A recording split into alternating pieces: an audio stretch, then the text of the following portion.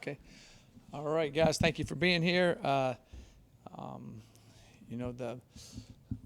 last game was exciting. I thought it was an excellent crowd. Had great tailgating. Kids just kept playing hard, working on correcting a lot of mistakes that we made in the game, and working hard at that. So we've had a good, hard 2 practices the last couple of days, and so we're getting ready for Texas State.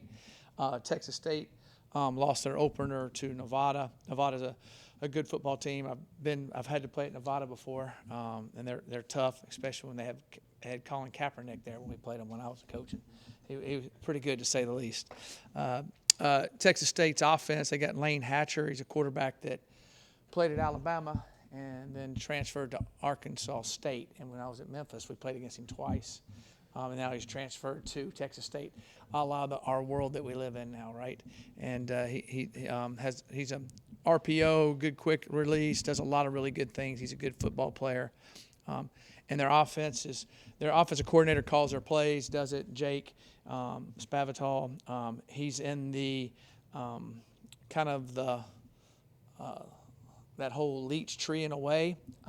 He never worked for Coach Leach, but he's been worked for other coaches that have, and they do a good job. Mainly a spread football team, doing things there. Have some good. Their receivers are really long, tall, athletic receivers, and then Texas State's defense. They're very physical. They're very experienced defense. These guys have seen them play on film quite a few times over the last few years. It seems like it's the exact same guys. So they understand their system. They're big and physical. They got big athletic linebackers, and so they're going to be a tough contest. And their field goal kicker is really good. He kicked this weekend. He only had 2 PATs, but the year before I think he was 18 of 21. Hit some long ones, has a long, strong leg. So it's going to be a very tough contest for us down there in Texas, and kickoff. It'll be hot, but we're used to the heat, so it'll be a fun night. I'll take any questions. Gunner and Donovan, what's the update? Are they going to play? Gunner is still under concussion protocol. We're not for sure yet. Donovan has been released. His ended up not really. He went through the whole concussion protocol, but it wasn't. He felt fine Friday morning, which was good. So he's been through a concussion protocol, and he's been practicing. He practiced today. He got into practice today. Gunner did not practice today. When would Gunner have to practice for him to play? I will talk to Dustin this afternoon because he's going on other tests today, and I'll talk to our trainer this afternoon, and then we'll know for sure. And if it is like he might be just even left home just to not. Yes, if that's the case, he probably would, because flying and everything like that, we don't want to cause issues with that. What's the update on Dorian Hall, because he got ejected? Does that mean He has to miss the first half. You have to miss the first half. So that's what his situation would be right now. And who is starting his place then? Well, he didn't start last week. Dorian didn't because he had another injury late in fall camp, but he did play. So it'll be Hill and CJ. Coach, big backing off of your comments on Lane Hatcher. Just talk about him. If we expand on Lane Hatcher a little bit. And Yep. secondly, how crucial will a guy like Dorian be in the game plan? Obviously, Dorian played against Lane Hatcher Right. really the whole season. One of the last guys here left. That's Right. first time player. Yeah, Lane Hatcher's very accurate, understands their offense. He's, Arkansas State's offense, which is now at Utah State with Coach Anderson. It was a big RPO offense. You see some of the RPO principles and what they're doing. But you also see some of the, the Leach offense you see in there a little bit too, all the hand signals and different things that they're doing. It looks like he has a good grasp for it.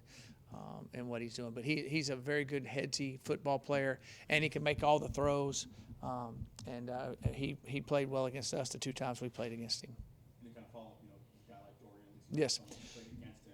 Right. Yeah. Dorian. Not having Dorian out there will be something that will be tough to work with, but he'll be able to go in the second half, and hopefully the other guys, knowing that going in, we're getting the other guys more reps, so to speak. Dorian's not rotating in with them as much right now, so we'll be prepared that way. Now, even though you have trying to bring in a lot of new players, you still have a certain amount of guys on the roster who didn't play in last year's game. Does that kind of play a factor at all? Is there some familiarity with some of the guys who were left from last year that played? Just all out the window. I think it's a little bit familiar because they know them a little bit. They might understand their speed or their size or their strength, which is extremely important. But we're a little bit different on defense and offense than we were last year here, and then they're a little bit different on offense and defense. Even though Jake's the same coach, the quarterback they had last year they used him a lot more running around, and not saying that Lane can't run because he can, but he's a little bit more accurate passer. Hey, Coach, you got this for you. First 3 games on the road plus the bye week, having a month off here at home. Does that change different, like maybe preparedness and getting ready, knowing that for the month you'll be on the road and you also have that bye week added? Well, you really don't want to be on the road for a month, but it means we'll have a lot of games in a row at home after that, so that'll be good.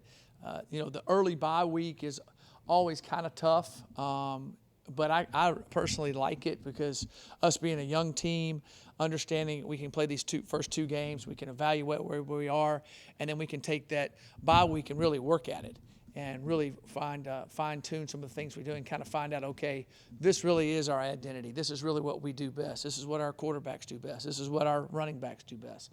This is what our D-line and secondary do best.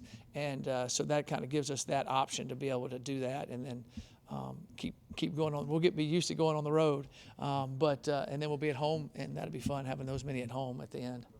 Another add on different is your linebacker, Sean Peters, a really good game on Thursday. Talk to me about the skills that he brings and seeing how coming from running back to now a linebacker and overall really good game on Thursday, and you want to see that carry on as season. Yeah, Sean is still learning how to play the position, but he's extremely athletic. He has a natural gift of pass rushing. He's powerful. He has a nose for the football. So, there's some little nuances here and there when he's dropping into coverage or if he's rushing on a certain guy when the guy hard sets him or soft sets him to understand that a little bit more. He's getting better and better and better at that. Coach Brumfield's doing a good job working with him on that. So I think just getting more reps, more practice reps really help him get just more knowledge of the game. Coach, kind of going back to Thursday night's game, what can you talk about Hezekiah Massey's performance a little bit? He got picked on a lot, had the pick that got called back due to a pass interference, but also, true freshman in his first career. Yeah. Talk about him a little bit. Hezekiah is, I would say, is a competitor beyond competitor. I mean, he was the guy they caught on him. He's back there, right there on the guy. Throw at me again. I mean, he really was that way. And he made some really good plays and did some really good things. And he will progressively get better and better and better. We've been very, very pleased with him and what he's doing. I think he's going to be an excellent player. I really do. At tight end, what did you see in Josiah? Seemed like he showed up.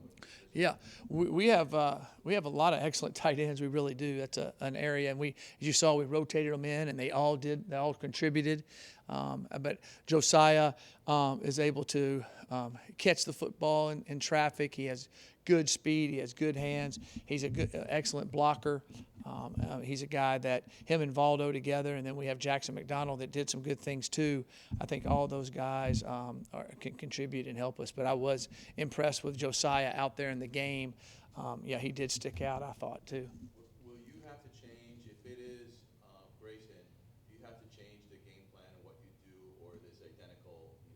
No, we don't have to change the game plan at all. Grayson can handle every part of it, but every quarterback kind of likes certain plays or certain throws or certain different things or certain checks he likes and does, and that's one of the good things about Coach Yost.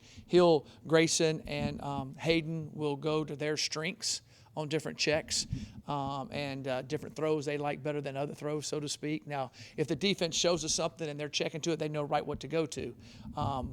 He can handle every bit of the offense, and he did a good job the other night in it. I mean, on the 2-minute drive, we ended up finding a niche, and he ended up making the checks and seeing it and helped us get those out routes. And I actually threw an out route to Josiah that I've never seen us throw before because of the way the corner played and the way the safety played him, and we hit him to get him out of bounds from an inside out route, which was a great play. So we'll just let them play as they feel comfortable with it.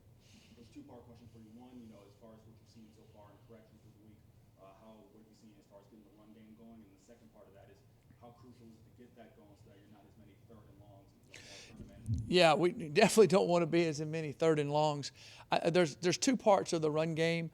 Definitely need to block it better.